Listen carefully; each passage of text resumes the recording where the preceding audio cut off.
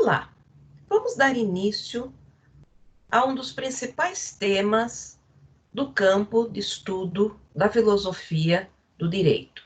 Vamos analisar as relações existentes entre direito e poder a partir da obra Vigiar e Punir, de autoria de um grande filósofo chamado Michel Foucault.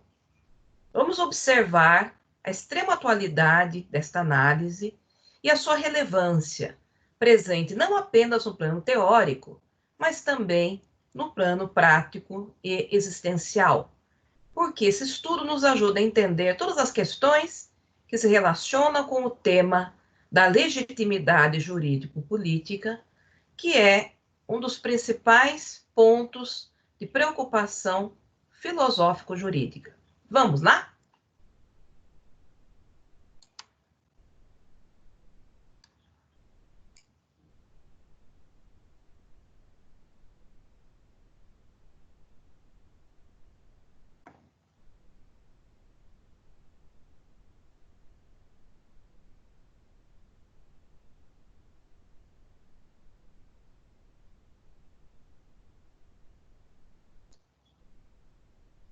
Bom, para iniciar a nossa reflexão, eu trouxe aqui o exemplo de uma fotografia que representa, né, uma localidade tradicional do continente europeu. Se nós olharmos essa fotografia e indagarmos onde estaria, por assim dizer, presente uma espécie de representação simbólica do fenômeno do poder, com certeza teríamos a grande chance de identificar essa figura do poder em termos simbólicos com a representação do castelo que está aqui no topo desta colina. Né? E o pensamento de Foucault parte exatamente dessa constatação histórica. Ele parte desta assimilação tradicional que relaciona o poder com a ideia de soberania. Mas o principal objetivo desta obra Vigiar e Punir é fazer de uma maneira bastante rica, bastante interdisciplinar, um resgate histórico que busque nos esclarecer em que medida essa visão tradicional que permanece entre nós até hoje, né, que associa a ideia de poder com soberania, ela vai se associar a uma visão posterior, mais complexa e mais sutil de poder, que começa a emergir por volta do século XVII e XVIII, diretamente ligada à emergência do capitalismo. Então, essa nova noção de poder, que ele vai chamar de poder disciplinar, estaria presente de forma discreta, de forma sutil, não propriamente nesta figura majestosa do castelo, que representa a ideia de poder como soberania, mas estaria espalhada por toda a sociedade, né? Estaria espalhada nas ações sociais e nas instituições que pertenceriam à cidade que nós vemos embaixo do castelo, né? Portanto, essa ideia de poder disciplinar, em primeiro lugar, não é uma ideia jurídica, porque a ideia jurídica ela acompanha, né, o decorrer da história, sendo associada à noção de soberania. Aí surge uma noção político-jurídica de Estado. Mas essa forma de poder disciplinar não faz parte propriamente do Estado, mas ela se espalha pelas relações sociais.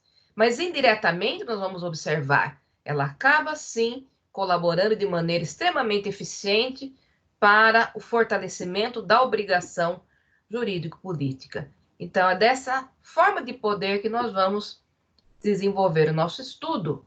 E eu destaco que eu elaborei essa aula destacando exatamente alguns pontos centrais do pensamento de Michel Foucault, que eu extraí diretamente desta obra, Vigiar e Punir, que tem relevância não só no campo da filosofia do direito, mas eventualmente também é uma obra estudada na seara do direito penal, porque ela nos apresenta também uma grande análise histórica, né, das formas diversas de punição. Então, Foucault vai nos relatar um grande pedaço da história europeia, mas que de alguma maneira foi trazida a várias localidades do mundo e faz parte da nossa realidade ocidental como pressuposto. Então, nós vamos perceber nesse estudo a atualidade dessa discussão. Nós vamos perceber que nós somos fruto exatamente desse poder disciplinar, né? Então, iniciando propriamente a exposição, nessa linha de raciocínio, o que é importante que nós acentuamos, né? Para Foucault, não existe algo unitário e global chamado poder, né?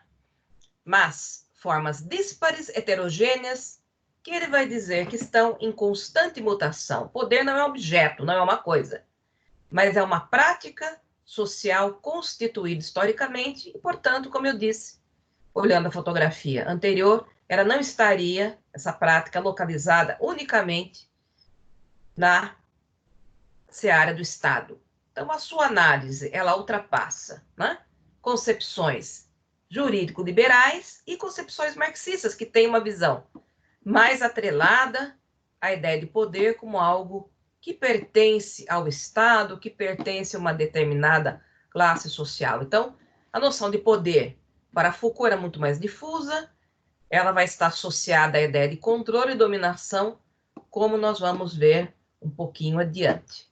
Mas é uma ideia extremamente interessante. O que é importante destacar, né? Isso que Foucault chama de poder, habitualmente, nós não estamos acostumados a pensar como formas de poder, né? Daí a importância do esclarecimento, dessa análise que o autor desenvolve. Então, citando literalmente, né, um trecho dessa obra, que é extraordinariamente bem escrita, é uma obra que vale a pena ser lida, né? E numa aula teórica de exposição, nós conseguimos fazer um resgate das ideias principais. Mas como ela é cheia de detalhes históricos, nós recomendamos a leitura, uma leitura pausada, uma leitura refletida, porque nós não podemos trazer todos os detalhes na aula, porque a aula ficaria extremamente cansativa. Então, é um livro que é para ser lido primordialmente. A finalidade dessa aula é dar uma visão geral desta obra para facilitar uma eventual leitura minuciosa, né? Porque para estudar esse fenômeno do poder, que Foucault vai dizer é um poder minucioso, ele desenvolveu também uma análise teórica minuciosa, que vai ao detalhe histórico, vai ao detalhe antropológico, às vezes até entrando no campo também da medicina. O pensamento dele realmente é muito rico na sua construção. Então, o que vai dizer Foucault literalmente, né? Essa ideia de poder como prática está associada ao que nós chamamos de dominação, né? E o que seria a dominação? Ela não pode ser identificada imediatamente com a imposição da vontade pela força, ou não pode ser identificada com a violência, tá? Vai dizer Foucault, por dominação não se deve entender o fato de uma dominação global de uns sobre outros, ou de um grupo sobre outro, mas as múltiplas formas de dominação que podem se exercer em uma sociedade. Portanto, não o rei em sua posição central, mas os súditos em suas relações recíprocas. Não a soberania em seu edifício único, mas as múltiplas sujeições que existem e funcionam no interior do corpo social. Então, nós vamos observar que a ideia de dominação era muito mais minuciosa, era discreta e muitas vezes era nem é percebida como poder, né? Ela não se liga ao modelo de soberania que identificava os seus primórdios, né, naquela época da formação do Estado moderno, absolutista, se identificava poder e violência, né? Tanto que o poder de castigar se dava através daqueles espetáculos de suplício público, né?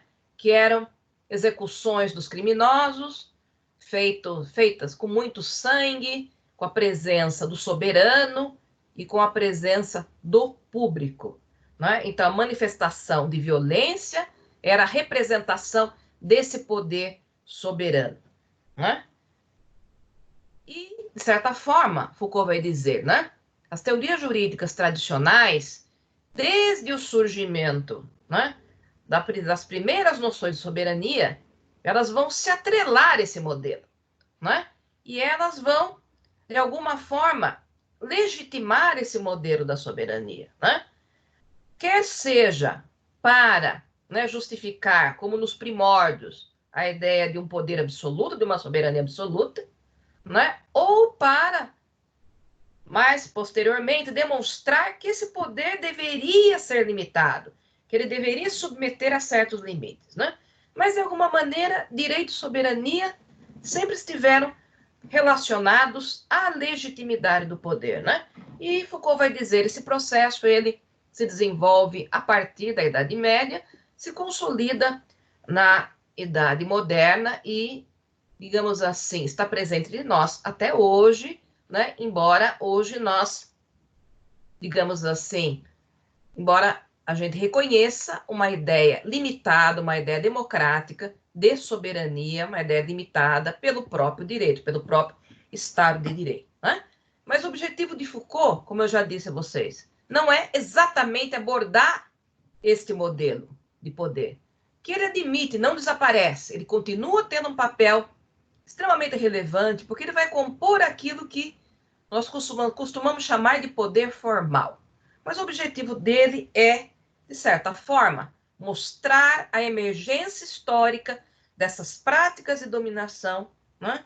Que são muito mais sutis, são muito mais discretas, mas que têm muito mais eficiência em termos de agregação de conhecimento, agregação de competências de trabalho, né? E o mundo que nós conhecemos hoje, o mundo capitalista, ele só foi possível, né, graças à emergência desta forma de dominação. Então, o que Foucault quer dizer? A ideia de poder como soberania sozinho não teria condições de alcançar, né, a nossa ação social concreta, né?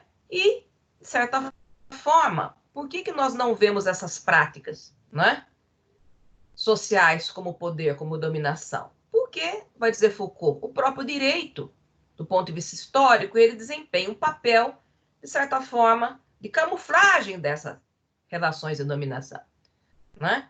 Então, é como se a noção de poder ela só pudesse ser percebida nesse âmbito formal. Quando nós falamos em poder, ou nós pensamos no castelo, ou nós pensamos no Congresso Nacional, ou nós pensamos, né, no Palácio do Planalto, né, para citar um exemplo brasileiro. Né? E nós não pensamos no poder no âmbito dessa ação social mais discreta. Né? Então, elas teriam esse papel de dissimular, de camuflar, né, essa dominação, né, garantindo, que vai dizer Foucault, que ele chama de direito legítimo soberano, e a obrigação, né, da relação de mando-obediência. Extremamente interessante. Bom, feita essa apresentação, o que é importante que a gente, então, reforce, né? Na visão de Foucault, nós não podemos, né, identificar a ideia de dominação com a ideia de opressão, né? A ideia de opressão está mais associada ao modelo, né, da soberania, ao modelo da imposição da vontade. E a ideia de dominação está presente, né, numa relação difusa que não se refere a uma dominação global de uns sobre os outros, ou de uma classe ou de um grupo sobre outros, mas de múltiplas formas de dominação difusa que podem se exercer na sociedade. Né? Então, nós estamos acostumados a pensar o poder nessa perspectiva tradicional como opressão, né? Muitas vezes relacionado ao direito, como algo que resulta de uma imposição de vontade institucional. Né? Mas a ideia de dominação, ela está muito mais associada ao controle, nós vamos ver. Ela depende de uma internalização mais complexa, né? Pelo próprio sujeito. Então, é uma mecânica de poder extremamente eficiente e discreta. E o ponto central dessa abordagem, inclusive que dá nome ao livro, né? Vigiar e Punir, é a associação que o Foucault vai fazer entre a ideia de poder e de vigilância, né? Então, essa noção de poder associada à dominação, a essa prática, surge historicamente entre o século XVII e XVIII, né? Portanto, ele está se referindo aqui a um pedaço da história europeia, mas que se tornou, digamos assim, um parâmetro ocidental e hoje alcança também vários, né, pontos, né, vários países do continente oriental, né, e esses poderes se exercem continuamente através da vigilância, né? Então, a ideia de vigilância vai ser central, né, para o desenvolvimento, para a constituição desta dominação, né?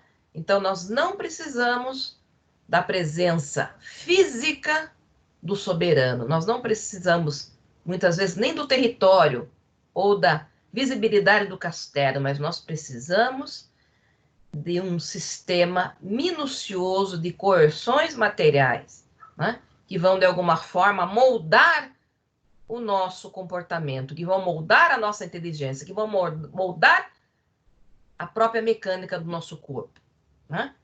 Então, é uma noção bastante interessante, né? Então, poder deve ser visto a partir de agora, né, no plural. Nós não podemos falar em poder no singular, nós devemos colocar essa expressão no plural e dizer os poderes disciplinares, né? Então, ao contrário das teorias da soberania, que de alguma forma, né, necessitavam da existência física do soberano ou da visibilidade do castelo, ou de uma demarcação territorial específica, vai dizer Foucault, né? Esse poder, ele não precisa de nenhum desses elementos. Nós vamos ver isso mais ao final da exposição, né? É uma mecânica de poder, né, que parte da ideia de vigilância, que parte da ideia de visibilidade, mas que abre mão de uma forma interessante de todos esses elementos tradicionais, né? E, de alguma forma, essa dominação sempre esteve diretamente ligada à constituição do capitalismo industrial, né?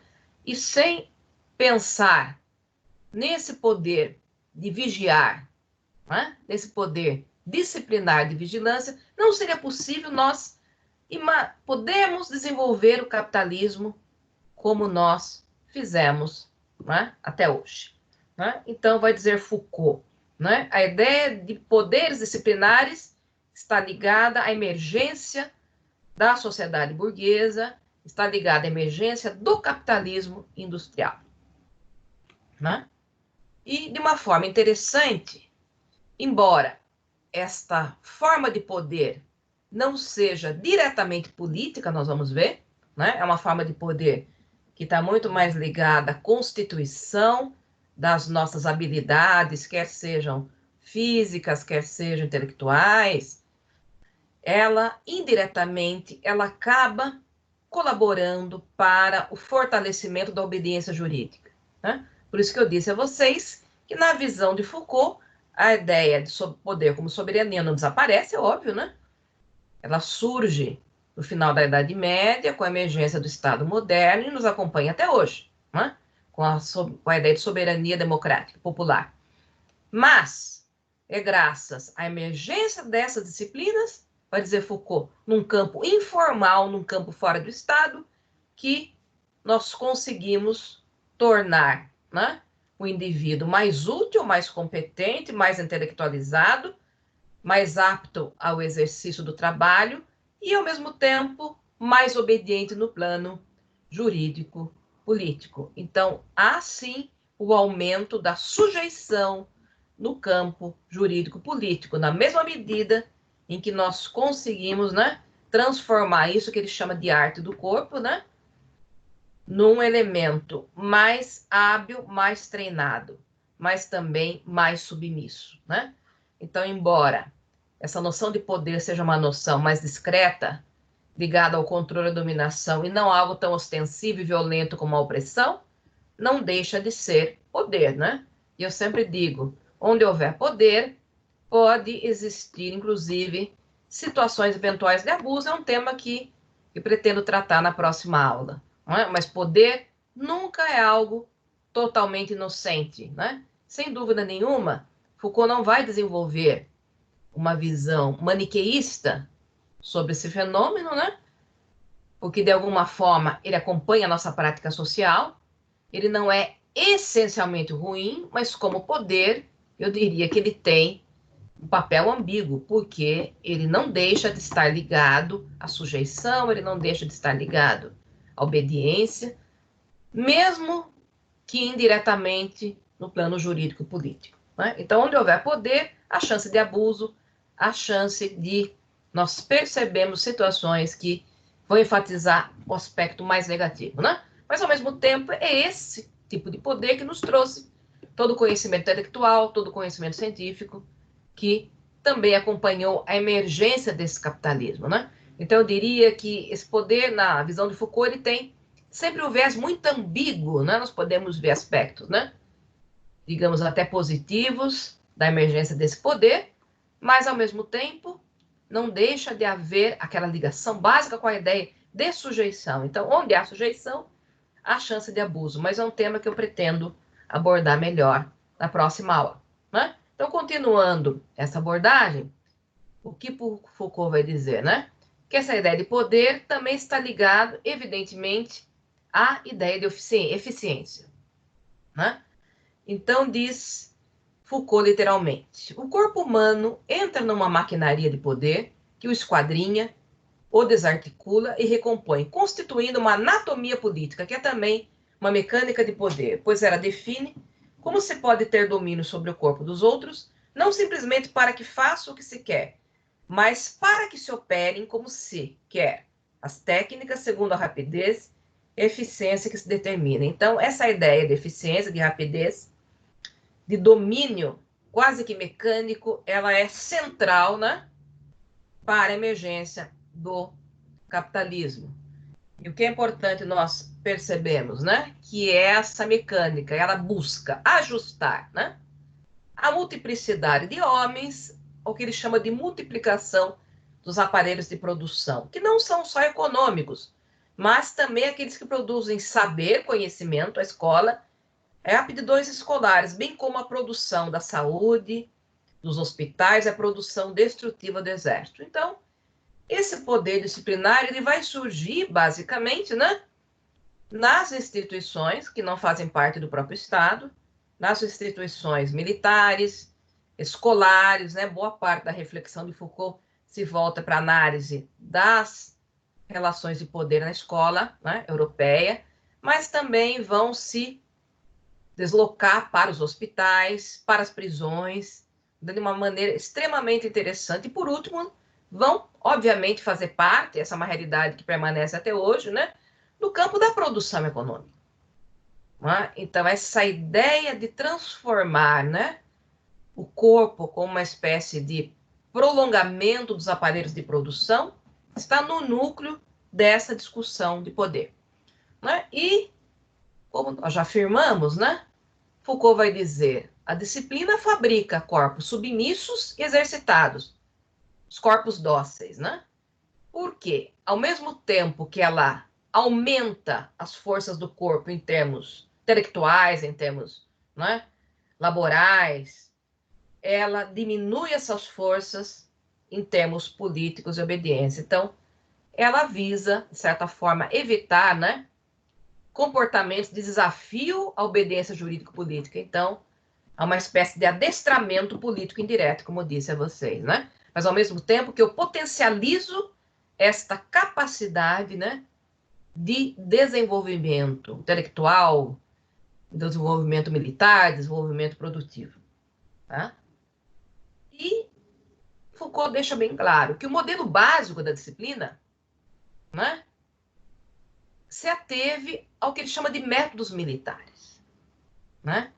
Então, a ideia de disciplina surge da observação dos métodos militares que foram transpostos, como eu disse a vocês, para esses campos, né, diferenciados das instituições. Né? E é um poder bastante humilde, vai dizer Foucault, se nós analisarmos comparativamente, né, toda a majestade dos rituais do modelo da soberania, toda a suntuosidade dos castelos, não é? Mas esse método disciplinar, ele tem 3 elementos básicos que se conectam de forma permanente, né? Em primeiro lugar, está associado à própria ideia de vigilância, inclusive dá nome ao livro, como já mencionei. O olhar hierárquico. Depois, nós temos a sanção normalizadora, né? E sua combinação num procedimento específico, que é o exame. Então, a vigilância hierárquica, né? Ela se desenvolve por um jogo complexo do olhar, né? Tendo como modelo ideal, como eu já disse, o acampamento militar, né? E este modelo de vigilância, vai dizer Foucault, né? Serviu de modelo para a construção das cidades europeias, das cidades operárias, dos hospitais, das prisões, das casas de educação, né? Agora, nós vamos ver que esse modelo de olhar é bastante complexo, né? Isso vai ficar mais claro no final, né? Então, aqui nós temos uma importante inversão de visibilidade, né? No modelo tradicional de soberania, a arquitetura do castelo, dos palácios, ela existe para ser vista, né? Ela existe para ser observada, não é? No caso, veja bem, do poder disciplinar, ao contrário, aquele que está numa posição mais ativa não é percebido, ele não é visto. Quem passa a ser visto e ser observado é exatamente aquele sujeito que está num polo mais passivo desta relação de poder, né? Então, essa vigilância, ela é, digamos, associada a esta inversão, né? Porque ela visa permitir um controle interior, articular e detalhado. Então, vai dizer Foucault, nas fábricas e oficinas também se organizou um novo tipo de vigilância, que passou a não se efetuar só sobre a produção, mas ao longo de todo o processo do trabalho, levando em conta a atividade dos homens, seu conhecimento técnico, sua rapidez e seu zelo, tá? Então, nós temos aqui um ponto importante de reflexão, né? E Foucault fala bastante sobre a escola, né, europeia, mostrando como esse olhar hierárquico ele se agregou de forma, veja bem, intrínseca ao modelo escolar, né? Então, essa fiscalização, essa vigilância, ela visava integrar a aquisição dos conhecimentos, o exercício da atividade pedagógica, né? Associada a uma observação recíproca e hierarquizada, né? Então, vai dizer Foucault, uma relação de fiscalização definida e regulada está inserida na essência da prática do ensino, não como uma peça adjacente, mas como um mecanismo que lhe é inerente e multiplica sua eficiência. Então, a vigilância ela se torna inerente ao estudo escolar, né? De uma maneira extremamente detalhada, né? E, mais uma vez, Foucault vai ressaltar essa ideia do poder como máquina e não como uma coisa. Ele não pode ser transferido como uma propriedade. Ele funciona como uma máquina, embora, esse é um ponto importante, né? Muitas vezes a sua organização piramidal hierárquica lhe dê um chefe, na verdade, é o aparelho inteiro que produz poder e distribui os indivíduos neste campo contínuo, né? E como é que ele faz isso? Esse horário hierárquico não deixa nenhuma parte às escuras e controla continuamente os mesmos indivíduos que estão encarregados de controlar. E é um poder absolutamente discreto, que não tem, como nós vimos, a visibilidade, né? A oponência da soberania, porque muitas vezes ele não é percebido como poder. Então, aqui Foucault vai justamente rechaçar essa ideia do chefe como detentor do poder, né? O chefe é apenas um ponto de ligação, mas é o aparelho inteiro, né? O aparelho produtivo inteiro que produz poder e distribui entre os indivíduos, né? Então, esse olhar hierárquico, ele também não é segmentado, porque existe aqueles que controlam, né? De uma forma extremamente interessante. O segundo ponto, né? A ideia de sanção normalizadora, né?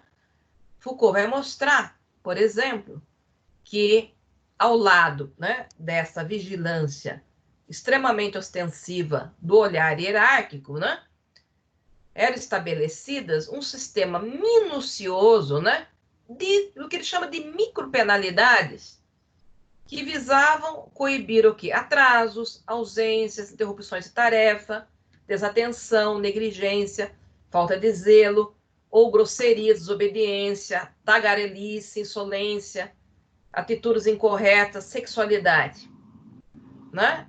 Então, para punir esses comportamentos, a sanção normalizadora, ela desenvolveu vários processos sutis que poderiam ir do castigo físico leve a privações ligeiras e pequenas humilhações, mas nada, como eu disse, relacionado àquele modelo de soberania que admitia a ideia do suplício sangrento, né? Essa forma de sanção normalizadora continua a levar adiante a ideia de descrição. E aqui nós temos um outro componente importante. No suplício, o que se visava impingir, né, ao criminoso? Sofrimento, dor, sem limites. Né? Por isso que a morte era sangrenta. Que antes de morrer, né, o criminoso deveria manifestar o maior sofrimento possível. Né? E isso indicava, digamos assim, a forma de recomposição da legitimidade do soberano. Que cada crime era visto como quase que um ataque, né? Ao próprio núcleo de realeza. Aqui na disciplina não se visa promover o sofrimento. Todas essas micropenalidades, né, que visavam exatamente coibir de maneira assim, extremamente minuciosa essas atitudes de indisciplina, elas visavam a correção. Né? Então, esse é um detalhe extremamente importante. O castigo disciplinar tem por função reduzir os desvios. Portanto, o castigo disciplinar ele é primordialmente corretivo. Né? Portanto, na escola, o exemplo que ele dá de forma mais profunda no livro, né? Ele privilegia punições que são exercícios repetidos, que almejam fortalecer o aprendizado. Né? Castigar, exercitar. Né? Então, de alguma maneira, o exercício, né, dessa sanção normalizadora visa exatamente, né, recompor essa mecânica do corpo, visa, de certa maneira, fortalecer a ideia do corpo dócil. Né? Então, visa fortalecer essa ideia do estudo como exercício intelectual. Né? Então, é uma forma de punição que compara, diferencia, hierarquiza ou pode até, no limite, excluir. Nós chegamos, então, ao terceiro ponto, né? Que Foucault vai chamar de exame. Porque o exame ele vai combinar as técnicas da hierarquia que vigia e da sanção que normaliza, no sentido que ela visa a readequação do indivíduo à disciplina, né? E o exame é uma forma de controle importante porque ela nos permite qualificar, classificar e punir, né? E aqui nós percebemos de uma maneira assim muito interessante um aspecto de poder dessa disciplina, porque no limite ela visa excluir, né, aqueles que não conseguiram ter o seu, entre aspas, adestramento disciplinar, né, consolidado. Extremamente interessante. Depois nós vamos abordar isso na próxima aula.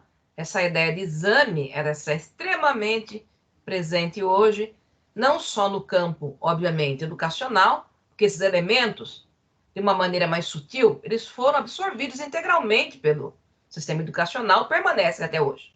Não é? Mas nós vamos ver que essa ideia de exame ela é muito presente hoje na própria interação social. Né? Nós vamos retomar isso na próxima exposição. Mas o fato é que, veja bem, a integração desses três elementos vai propiciar aquilo que Foucault chama de inversão de visibilidade, né? Vai dizer Foucault, tradicionalmente, o poder é o que se vê, sendo aquele sobre o qual ele é exercido que deve ficar esquecidos. Ou seja, quando nós olhamos aquela fotografia, o que ganha destaque? A figura do castelo. Nós não conseguimos ver detalhes maiores daquele conjunto de casas, né? Então vai dizer Foucault, a aparição solene do soberano trazia consigo qualquer coisa de consagração do coreamento, do retorno da vitória, até onde até mesmo os rituais funerários desenrolavam no brilho do poder exibido durante a vida, né? Então a ideia de riqueza, a ideia de ostentação, a ideia de visibilidade, né? Então, quem deve ter visibilidade com todas as honras, com todas as riquezas, é o soberano. Né? Na ideia de poder disciplinar, ao contrário, aquele que exerce o poder num polo mais ativo se torna invisível, nós vamos ver. Né? Em compensação, impõe aos que submete um princípio de visibilidade obrigatória. Na disciplina, são os súditos, entre aspas, né, que devem ser vistos. Sua iluminação assegura a garra do poder que se exerce sobre eles. É o fato de ser visto sem cessar, de sempre poder ser visto, que mantém o sujeito, mantém o indivíduo como sujeito. Então, segundo Foucault, todos nós, né, no mundo ocidental, de uma forma ou de outra, somos sujeitos, efeitos desse poder, porque nós estamos nesse campo de visibilidade maior. E aquele que está, ou aqueles que estão num polo mais ativo, se tornam invisíveis. Né? Então, essa forma de disciplina, como é retratada no livro, evidentemente que ela se deu de forma muito ostensiva, né? Nos primórdios da história europeia. Né? Nós tínhamos realmente a vigilância hierárquica feita por fiscais que se integravam, né, às aulas, que se integravam aos espaços institucionais, né, que se integravam aos espaços prisionais, hospitalares, não é? E com o tempo, esta vigilância vai se tornando mais discreta, vai se tornando mais invisível. E cada vez mais, entre aspas, os indivíduos na sociedade se tornam alvos de observação, se tornam mais abertos à visibilidade integral. Né? Então, aqui nós chegamos ao ponto principal da reflexão do Foucault, que é justamente, né, na identificação desta figura óptica, que é o panóptico pensado, né, de forma originária para o modelo das prisões. Né? Então, aqui eu trouxe para vocês uma fotografia, ela não está muito clara, mas era uma referência. Né? E nós temos aqui uma torre central. Vocês observam que a torre central ela tem várias janelas e vocês têm que imaginar que essa torre tem persianas. E temos um anel periférico com várias salas subdivididas, né? Vamos imaginar que isso seja um modelo prisional, né? Mas pode ser um modelo de fábrica, um modelo hospitalar, né? Porque nós estamos com uma representação literal, mas depois ela se torna, veja bem, ela se torna mais abstrata, porque ela passa a ser incorporada por nós, né? Então, nessa concepção originária, cada uma dessas microcelas que vocês veem aqui no anel periférico tem duas janelas, né? Tem uma janela que nós não conseguimos ver, que dá para fora. Então, a luz atravessa integralmente essas celas. E elas não têm persiana. Quem está na torre, ou seja, o vigilante, que supostamente, né, é o responsável pelo olhar hierárquico, ele tem a capacidade de ver tudo o que acontece nas celas. Né? Em contrapartida, quem está nas celas, caso as persianas estejam fechadas, no caso aqui na foto eu não tenho persiana, mas vamos imaginar a presença das persianas, quem está fora da cela não consegue ver se existe ou não efetivamente alguém, né, ocupando esse papel de vigilância, alguém exercendo esse olhar hierárquico. Então, qual é o efeito óptico que o panóptico desenvolve? né, um estado permanente de vigilância no sujeito, né? Ele não pode verificar se existe ou não uma pessoa lá, mas sabendo que a todo momento, a todo e qualquer momento, pode haver alguém, isso favorece, né, o comportamento de adequação à disciplina. Então, é uma ideia extremamente interessante, porque depois, esse panóptico, como eu disse, ele vai ser incorporado pelas relações sociais, é isso que nós temos hoje, né? E, de certa forma, vai se tornar mais eficiente, mais eficiente. Mas o que é importante nós percebemos, né? Esse panóptico foi pensado de forma originária pelo filósofo inglês chamado Bentham, Jeremy Bentham, e vai dizer Foucault, o efeito mais importante do panóptico, induzir no detento, pensando no modelo prisional, um estado consciente e permanente de visibilidade que o expõe e que assegura o funcionamento automático do poder. Ele faz com que a vigilância seja permanente em seus efeitos, mesmo que descontínua em sua ação. Ou seja, mesmo que nós não contamos efetivamente com a presença do vigilante, né? Os efeitos da vigilância permanecem, mesmo que a ação de vigiar ela seja descontínua, né? Extremamente interessante. Então, vamos imaginar a situação numa sala de aula, né? Em que o professor propõe um tipo de prova sem consulta extremamente decorativa. Né? Um tipo de prova sem consulta e muito decorativa, ela vai estimular no aluno, ou alguns alunos, provavelmente a tentativa de consulta de material não autorizado. Né? Então, pense na diferença do professor ficar à frente da turma, tentando controlar essa consulta não autorizada. Né? Enquanto ele fiscaliza uma fileira, se ele estiver sozinho, provavelmente alguém do outro lado pode tentar uma consulta indevida. Né? E a vigilância ela vai ser sempre imperfeita. Agora vamos imaginar que esse professor ele se localize, se sente no fundo da sala, né? E os alunos não podem saber que estão de costas para ele, aonde ele está olhando ou para quem ele está olhando. O professor pode até colocar um Ray-Ban e dormir, efetivamente, mas o aluno vai sentir os efeitos da eventual vigilância, mesmo que ela seja descontínua. E provavelmente, né, esse ato de vigilância, que nesse caso produz uma espécie de panóptico, né, vai ser muito mais eficiente para controlar, né, a cola. Né? Então, vai dizer Foucault, né, o essencial não é que o preso seja de fato vigiado sem cessar, mas que ele se sinta vigiado. O poder deve ser visível, mas ao mesmo tempo inverificável. Né? Então, é muito interessante essa reflexão de Foucault. Né? Aqui nós já explicamos. Né? Agora, o mais importante dessa discussão, isso nós vamos explorar um pouquinho melhor na próxima aula, é que esse modelo disciplinar ele sai desse campo dos espaços institucionais e adentra no que ele chama de disciplina social. Né? Então, vai dizer Foucault, cada um de nós constrói no seu espaço social uma espécie de panóptico. E o panóptico nada mais é do que um jogo óptico, né?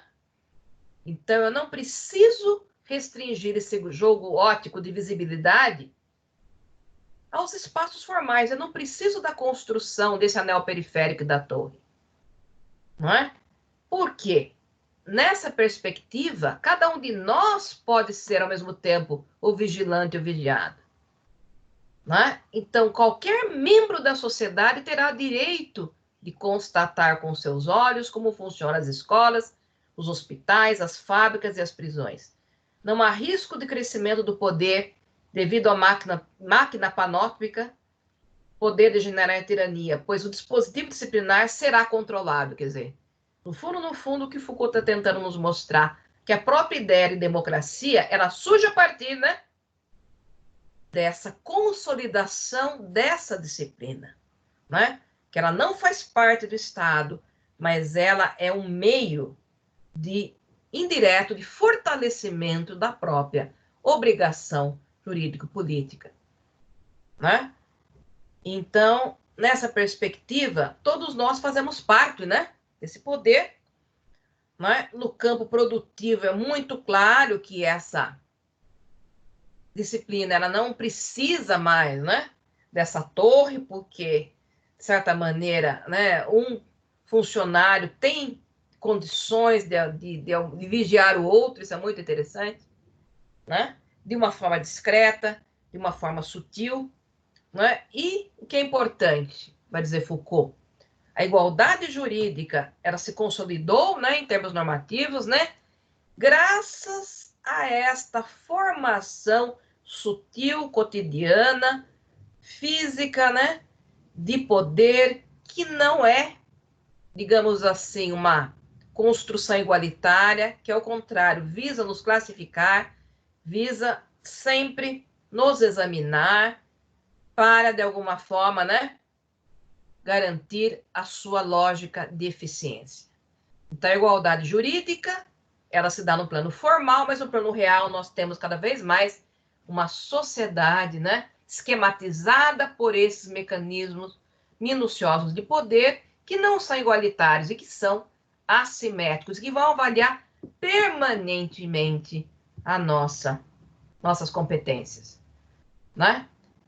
Então, vai dizer Foucault, no momento em que formalmente o sistema político representativo permite que, direto ou indiretamente, a vontade de todos forme a substância fundamental da soberania, as disciplinas fornecerão na base a necessária garantia de submissão de forças e corpos. Por isso que eu disse a vocês, no início, que há sempre uma adequação entre a disciplina, poder informal da disciplina e o poder formal jurídico-político do Estado. Evidentemente, Foucault não conheceu o universo da internet, né? O universo da internet, a nosso ver, ele é um grande mecanismo panóptico de vigilância, de visibilidade, não é? Toda essa lógica, né, de aplicativos, de relacionamento social, está toda ligada a esses mecanismos, né? Quando vocês avaliam o serviço, quando vocês dão aquela nota com as estrelinhas, que vão de 5 a 1 estrelinha, vocês estão, né, exercendo ativamente essa disciplina social. Vocês estão assumindo a posição ativa desse mecanismo panóptico, mas vocês também são avaliados, né? Porque existe avaliação do ponto de vista daquele que recebe e daquele que presta o serviço. Então, hoje a internet, de certa forma, ela consolida toda essa visão de Foucault visionária. Certo, pessoal? Então, é um autor que vale a pena ser lido. Encerro por aqui a exposição. Tá? Espero que vocês tenham visto a relevância, a atualidade do pensamento desse autor e percebam a permanente ambiguidade desse fenômeno. Não é? Agora, uma questão que surge, que eu pretendo abordar na próxima aula. Será que essa disciplina pode correr o risco de se tornar abusiva? Toda formação intelectual resulta, segundo Foucault, deste modelo de poder, né? Se nós estamos falando de poder hoje, curiosamente, é porque nós somos também sujeitos intelectuais desse poder. Mas existem situações em que essa disciplina pode se tornar abusiva e comprometer, digamos assim, o seu próprio projeto de eficiência? Essa é uma grande questão que eu pretendo trabalhar na próxima aula. Muito obrigada.